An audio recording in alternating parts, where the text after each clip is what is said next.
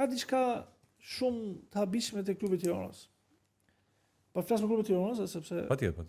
Më përpara ka qenë që vini lojtar, kam shku unë, dhe njerëzit më tregonin që shiko.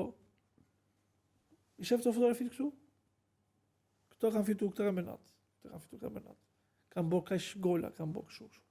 Dhe ti kur shikon, ti ndërgjegjësohesh në vetvete që shiko se ti po afrohesh ke ky klub, po ke ca përgjegjësi. Se nuk është çështje vetëm me lekë dhe posto vitja dhe del bukur bot tatuazhe. Nuk është kjo. Po kupton? Është një lloj krenarie për fanellën. Kjo fanella ka një histori shumë të madhe, po ka dhe karakter. Ka dhe guxim, ka dhe nerv, do kesh dhe sharje, do kesh dhe lavdrime shumë. Do të thonë që ti nuk po shkon në një ekip kalçetoje që hajde zjehemi këtu dhe shine nuk flasim më, ç'si ka se nuk njihemi më.